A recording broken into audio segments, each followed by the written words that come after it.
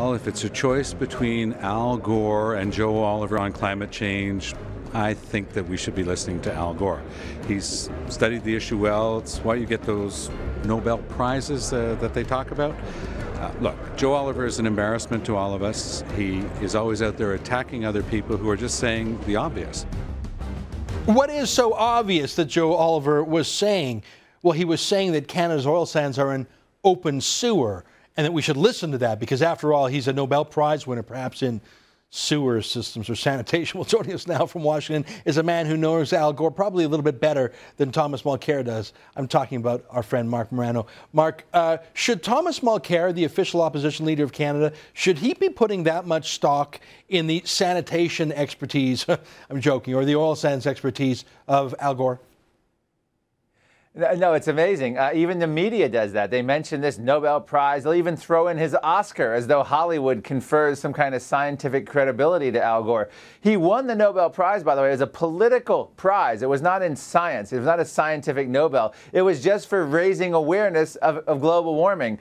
So the idea that that confers any special expertise on science, or I believe got a D in natural sciences in college, is absurd. His comments about an open sewer are part of I don't hate to call the word orchestrated, but they're part of the ideologue's plan following James Hansen's similar type comments about the pipeline and oil sands. This is just utter nonsense. They're implying that Canada's little corner of the world, by using oil sands and transporting them, is somehow going to be, in the words of James Hansen, game over. So Al Gore saying now open sewer is just, these are emotional phrases meant to alarm people. And Joe Oliver, let's give him a hand right now, has two great enemies, and James Hansen and Al Gore. He's doing something right.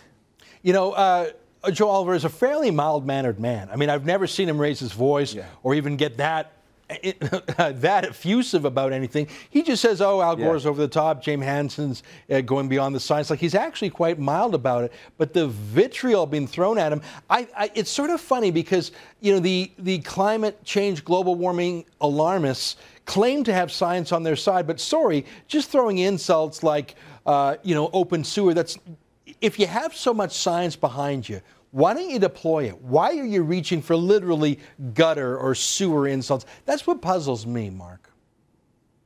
Well, at this point, they are so, I mean, James Hansen retired. Al Gore has lost. I mean, he had another one of these marathon weekends about weird weather. He didn't even get written up in the usual environmental left blogs. I mean, people are really ignoring him. So they had to come up with more and more alarming rhetoric.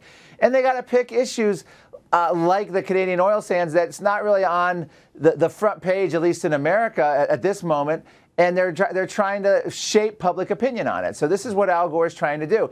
The idea that it's an open sewer is absurd. And we went through those numbers the last time we were on the show. This is a boon for economics, for job creation, and it's the environmental impacts of this are amazing. I was actually toured the oil sands and was amazed at the small footprints they had. So for them to target this, and they can't really target it for the environmental impact, they're all targeting it on the atmospheric alleged impact of the increased emissions that they would allegedly cause and the damage that would allegedly cause. And that's where their argument is utterly failing. By the way, we have them now saying that pollution, carbon-based pollution, non-CO2 factors, are actually contributing to global cooling now. That's what the warmists are now spinning. So in a way, oil and natural gas and coal are going to save us from dangerous global warming, if you believe their latest, spin. And so this is just, it's amazing to watch. They're on the ropes and they're spinning anything they can, and their targets are on oil sands. And I'm happy to report